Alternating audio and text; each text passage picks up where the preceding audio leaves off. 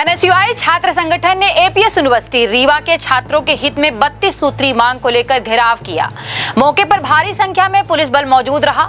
Police आंसू gas के गोले के साथ पानी भी छोड़े, जिससे सैकड़ों कार्यकर्ता भाग खड़े हुए। इन कार्यकर्ताओं को गिरफ्तार कर बिछिया थाना भेजा गया। जानकारी देते हुए एनएसयूआई संगठन के जिला अध्यक्ष पंकज उपाध्याय ने बताया कि हम लोग 32 सूत्री मांग को लेकर आज घेराव किया, जिसमें हमारी कुछ मांग रही है। परीक्षा परिणाम में लगातार धांधली होना, परीक्षा परिणाम का न चढ़ना, एब्सेंट लगाना, एमएड, बीएड, बीपीएड की मान्यता रद्द कर दी गई। कॉलेज में पढ़ाई नहीं होती, ताला लगा रहता है। खिलाड़ी खेलने गए थे, दिल्ली से भूखे प्यासे लौट आए। कुलपति कहते हैं बजट नहीं है। जूम मीटिंग के लिए विश्वविद्यालय के पास आईफोन आ गया, उसके लिए बजट है, लेकिन छात्रों के लिए बजट नहीं है। इसी तरह अन्य कुल 32 सूत्री हमारी मांग है। अगर वो सप्ताह में पूरी नहीं होती, हम फिर से उग्र प्रदर्शन करेंगे। विश्वविद्यालय का आज एनएसयूआई ने उग्र प्रदर्शन किया था। बहुत सारी हमारे मांगी थी, चाहे परीक्षा परिणाम में लगातार धांधली हो, परीक्षा परिणाम ना चढ़ना, एब्सेंट लगाना और पैसा लेकर छात्र छात्राओं को पास करना। जो पेपर नहीं देते उनको भी पास किया जाता है। और एमएड, बीएड और एमपीएड, बीपीएड जैसे कोर्सों की मान्यता रद्द हो गई, उस पर भी कोई कार्रवाई नहीं हुई अभी तक। अब कंप्यूटर लैब, लाइब्रेरी के नाम पर छात्र छात्राओं से पैसा लिया जाता है, शुल्क ली जाती है, लेकिन ताला नहीं खुलता वहाँ का। फिर कहा जाता है कि छात्र नहीं आते। इसका मतलब ये थोड़ी होता है कि छात्र नहीं आएंगे तो आप कॉलेज में ताला लगा दोगे। इसी प्रकार आपने अभी देखा खिलाड़ियों के साथ भेदभाव किया गया।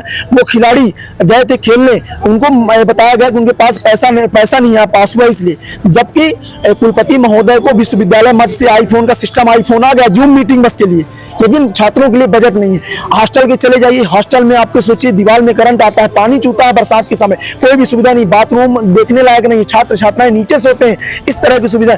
सोचिए विश्वविद्यालय में खिलाड़ी जो आते हैं दूसरे जिलों से, उनको रुकवाने के लिए फंड आता है, लेकिन उनको भी हॉस्टल में रुकवा दिया जाता है छात्रों को जो आते हैं दूसरे जिलों से, और वो फंड को खा लिया जाता है। आखिर कौन खाता है ये फंड, कहाँ जाता है? और बहुत सारे घोटाले हैं, परीक्षाओं के नाम पर धांधली होती है। बहुत सारे आपके जैसे मामले आए हैं, अभी देखिए पेपर लीक का एक मामला आया था एलएलबी 5th सेमेस्टर का। ऐसे एलएलबी का फर्स्ट सेमेस्टर और बीएलएलबी का 9th सेमेस्टर का परीक्षा परिणाम अभी तक घोषित नहीं किया गया है। क्यों नहीं? संबल मेधावी के अंतर्गत छात्र छात्राओं से पैसा वसूला जाता है, जबकि नियम ये है छात्र का कि संबल और मेधावी के जो अंतर्गत छात्र आते हैं उनकी कोई शुल्क नहीं ली जाएगी। यहाँ ले लिया जाता है, बाद में वापसी के नाम पर उनको 3 साल ठगा जाता है। 3 वर्षों से स्कॉलरशिप नहीं आई, छात्र आखिर कैसे एडमिशन ले? पूरक परीक्षाएं जो 3 साल पहले हुई थी उनका कोई परीक्षा परिणाम नहीं है। आप ये बताइए, जब विश्वविद्यालय के पास रिजल्ट घोषित करने, वह परीक्षा कॉपी जचवाने के लिए कर्मचारी है, सिस्टम है, तो फिर ये आउटसोर्स जो वहाँ भोपाल में एजेंसी है उसको परीक्षा परिणाम क्यों दिया जाता है जांचने? और यहाँ के लोगों को भी सैलरी दिया जाता है जो कर्मचारी रखे हुए हैं कॉपी जांचने और रिजल्ट घोषित करने के, और वहाँ भी करोड़ रुपए विश्वविद्यालय बर्बाद करती है। ये आखिर बीच में घपला कौन कर रहा है? बहुत सारे मामले हैं। विश्वविद्यालय में लगातार धांधली चल रही है, लगातार रिजल्टों में 20-20, 30-30 वर्षों से बाबू जमे हुए हैं। सब पुलिस प्रशासन बदल जाती है एक साल में, लेकिन 20-30 वर्षों से सोचिए बाबू नहीं बदले गए हों। बाबुओं में तो सबसे ज्यादा धांधली चल रही हो। पहले परीक्षा में फेल कर देते हैं, कापियां गायब हो जाती हैं। जीडीसी में तो दूसरे सब्जेक्ट का पेपर दे दिया गया, एलएलबी के छात्रों को बीकॉम का पेपर दे दिया गया। आप जब वो आंदोलन आवाज उठाई, आप लोगों ने तो मीडिया के माध्यम से गए भी थे, तो उनको जब वो आवाज उठाए तब जाके बोला गया कि हाँ गलती हो गई। इस प्रकार से धांधली चल रही है विश्वविद्यालय में। आए दिन छात्र छात्राएं 200 की संख्या में बेचारे धरने में बैठे रहते हैं, कोई शहडोल, कोई सीरीज। परीक्षा परिणाम में सबसे ज्यादा धांधली हो रही है। परीक्षाओं के नाम पर कापियों की शुल्क ली जाती है। पुनर्मूल्यांकन की सुविधा बंद कर दी गई। पुनर्मूल्यांकन की सुविधा जबकि सरकार के द्वारा है कि पुनर्मूल्यांकन कराया जाएगा, लेकिन पुनर्मूल्यांकन की सुविधा बंद कर दी गई है।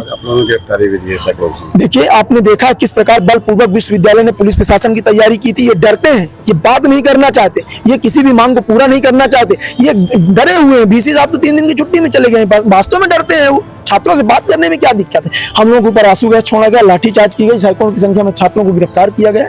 हम सब ये गिरफ्तारी से डरने वाले नहीं। हम अगले हफ्ते अगर हमारी मांगे जो 32 सूत्री मांगे, अगर ये हमारी मांगे पूरी नहीं होती हैं तो हम अगले हफ्ते फिर विश्वविद्यालय गेट के सामने ताला बंद कर सैकड़ों की संख्या में बैठेंगे वहाँ। जैसा कि आप जानते हैं, एनएसयूआई के यहाँ पर करीब 100-150 के लगभग छात्र इकट्ठा थे और उनकी विविध तरीके की ग्रीवांसेस थी जिनको लेके वहाँ यहाँ एकत्रित हुए थे, और उनको समझाइश दी गई कि वो डिस्पर्स हो जाएं। लेकिन जब वो नहीं माने हैं तो वाटर कैनन का इस्तेमाल किया गया है, उनको डिस्पर्स किया गया है, और जो भी उनकी मांगें हैं उनको यही बताया गया है कि वो इसको रिटर्न में दें, और जो भी ग्रीवांसेस हैं और जिस भी विभाग से संबंधित हैं उनका निदान संबंधित विभाग के माध्यम से किया जाए।